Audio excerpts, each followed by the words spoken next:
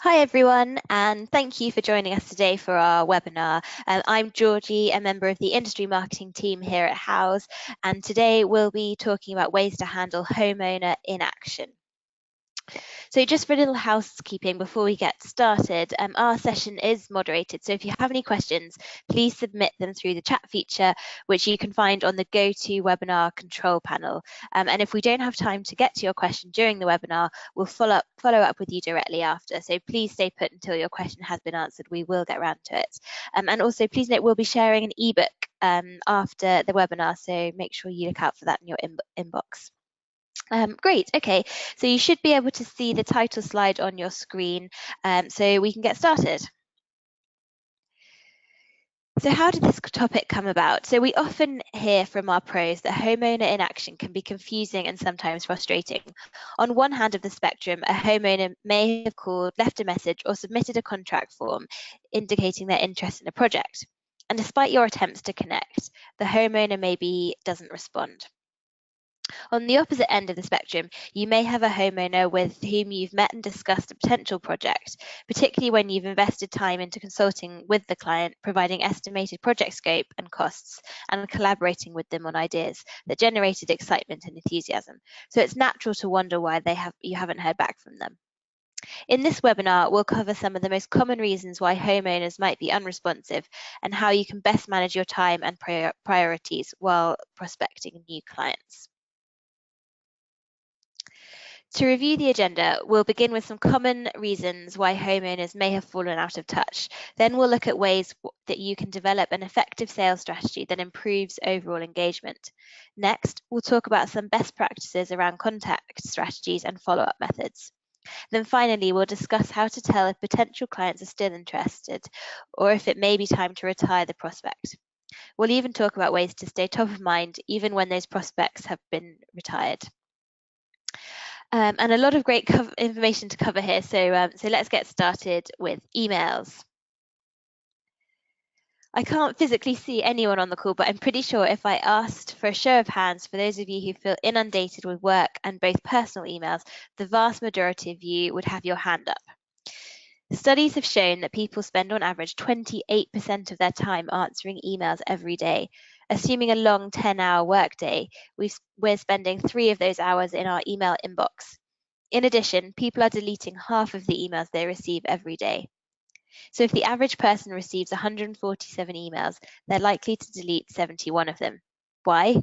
Based on the same report, writing an email takes 72 seconds and deleting takes 3.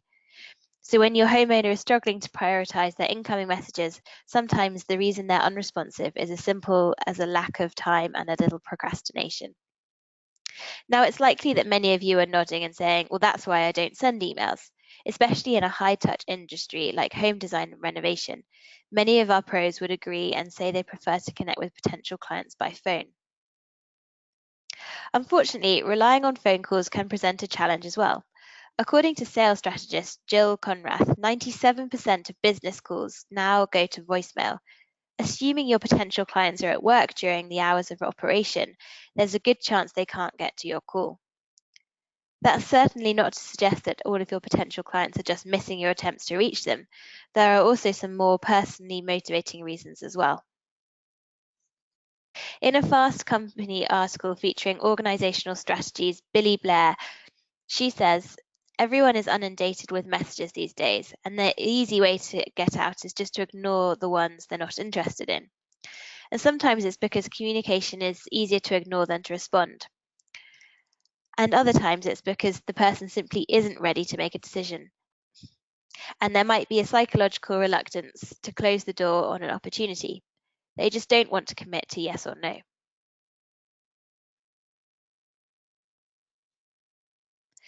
But despite what may seem like discouraging data, we've gathered insights from industry leaders as well as from our community of seasoned professionals across the country to help you. Connect with leads and respond to new business inquiries. Maximize your potential clients' engagement during the initial sales meeting, and develop a strategy to respond to your unresponsive prospects. Once you've identified where you want your business to have exposure and you begin to capture new business inquiries, develop an internal process that allows you to take immediate action. For example, you may designate someone in your office to manage inbound leads and phone calls, or maybe inquiries are sent directly to your email or mobile phone as the sole proprietor of your business.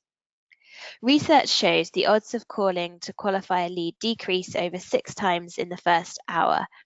What's even more interesting is that the Harvard Business Review reports only 37% of companies call a lead within the first hour.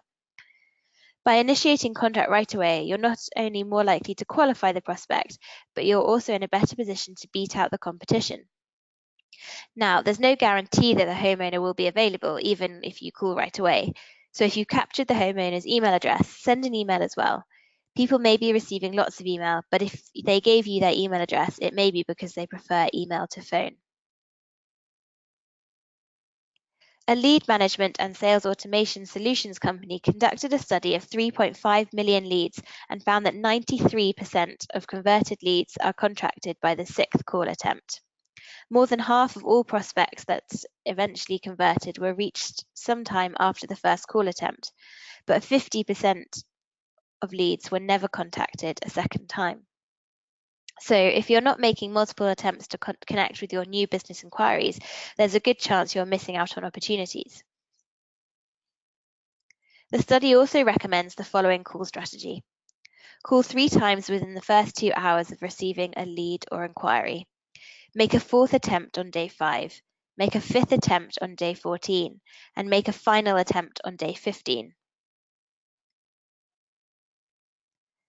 If you capture the homeowner's email as part of the initial inquiry, you can also leverage email communication as part of your overall contact strategy. Send an email within 20 minutes of capturing the inquiry. Send a second email on day 4.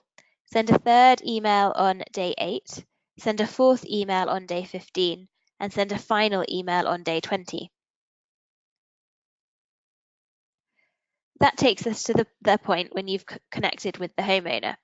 An effective sales process is critical for getting potential clients engaged and invested in the project. Every business has a unique value proposition, so for the first step of an effective sales process is to define yours. If you consider the definition from Forbes magazine, a leading resource on finance, industry and marketing topics, your unique value proposition tells consumers, employees, investors and other stakeholders exactly what your company offers that no others can.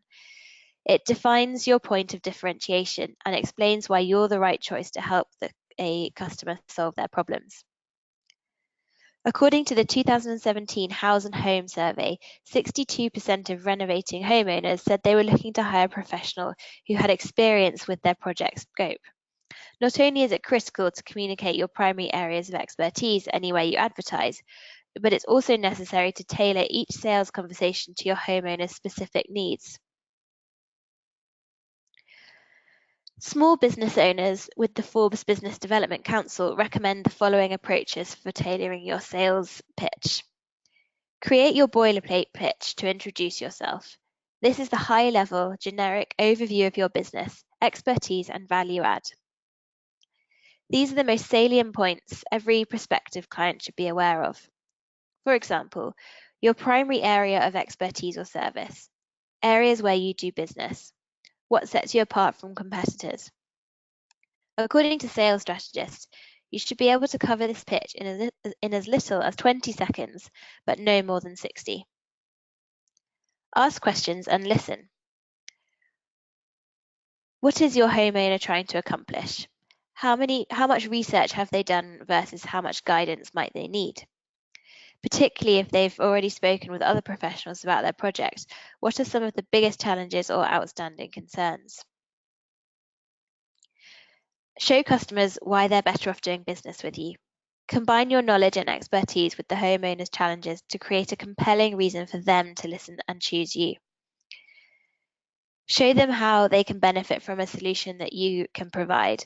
What is the positive impact you can have on their project?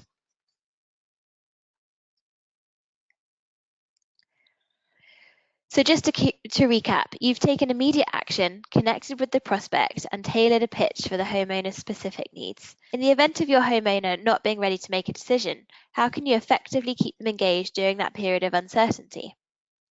Studies indicate that almost 80% of sales leads require at least 5 follow-ups after the initial sales meeting, but nearly 44% of salespeople give up just after 1 follow-up or forget to follow up altogether. So in this next section, we'll talk about creating a cadence for follow-up, communicate next steps, make messages compelling, and establish a sense of urgency, knowing when to move on, and why it's important to develop a nurture campaign. Leaders in sales and management stress the importance of creating a strategic approach to following up with prospects. Many of the pros we work with begin with clearly communicating next steps in the decision-making process. What deliverables can they expect from you and when, such as an estimate or proposal, and what will you need from them to initiate the project, such as a down payment or signed contract?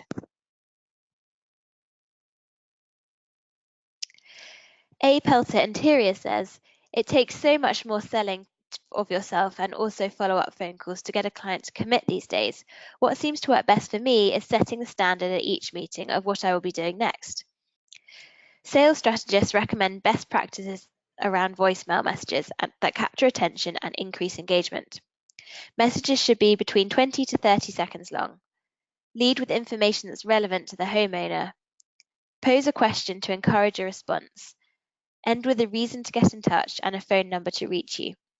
And let them know you'll follow up with an email if you have it. For example, hi James, this is Anna who you found on Houzz. Some of the materials we were considering for your project are on back order.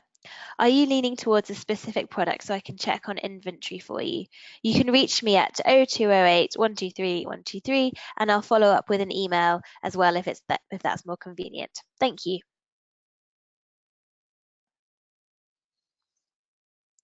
Email productivity software Boomerang analysed 40 million emails and measured responsiveness based on several unique characteristics to develop the following recommendations.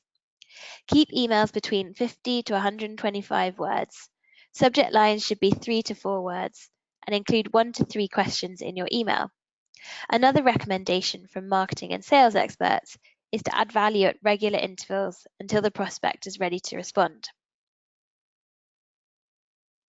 Sales strategists recommend following up on a proposal at least 3 times, at intervals of approximately 7 to 10 business days, depending on the project scope and level of engagement. For example, email 1, send a thank you with notes about what was discussed regarding the project. If you haven't provided an estimate, let the homeowner know when they can expect it. Email 2, follow up on an action item, such as signing a contract or scheduling another conversation. Include something of value as well that's relevant to the homeowner.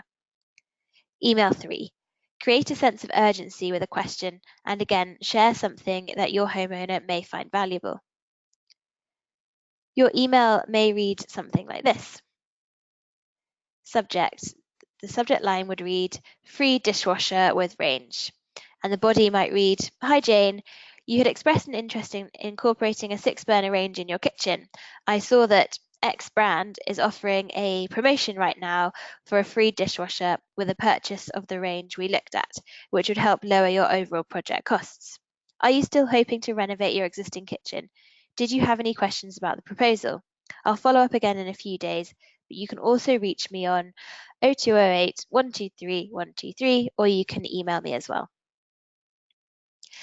At just about 90 words with a 4-word subject line, we're following recommended best practices of both length and content. We avoided standard sales greetings and led with something that was relevant to the homeowner. We added value by demonstrating we heard their needs and understood their concerns. And we added 2 questions to encourage a response. Merriweather Inc. says, if I don't get the contract signed at a meeting, I check back in once to thank them and see if I can be of further assistance. After we've established an outline, we tend to check in 2 to 3 times a year until they're ready to tackle some of the bigger jobs. So let's say that your homeowner remains unresponsive despite your efforts to follow up and add value, all while being respectful of their time by keeping communication persistent but pleasant. Nurturing prospects is a common practice for small businesses and multi-billion-dollar industries alike. In fact, research shows that 74% of top-performing companies use a lead nurturing strategy.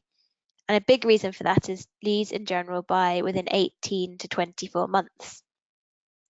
According to our Houzz and Home 2017 survey, 62% of homeowners consider good communication and organisation a primary reason for selecting the professional they hire.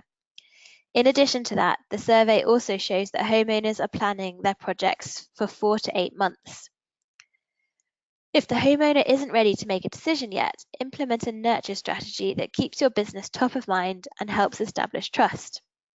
This can include approaches such as adding prospects to your mailing list of newsletters and promotions, sending periodic group emails with information about your recent projects or trends in your industry, anything that homeowners might find valuable. Inviting prospects to events or engagements where you may attend or exhibit, or that you think just might be of interest to them.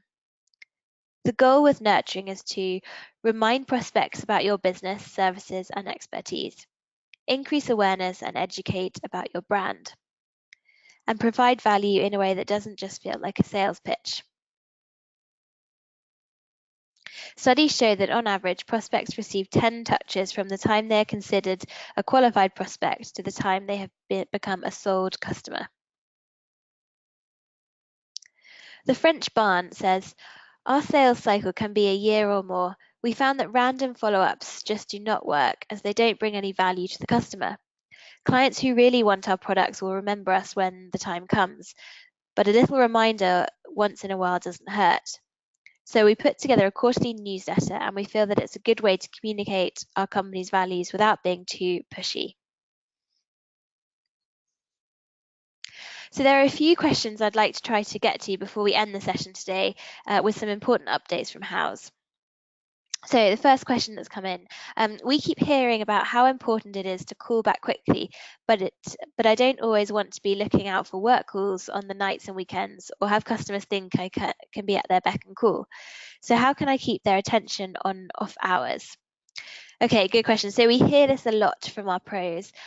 Since your client's business's hours are often the same as yours, they may not have the same flexibility to connect with you during the week as they might in the evenings and weekends. So there are a couple of ways you could navigate this.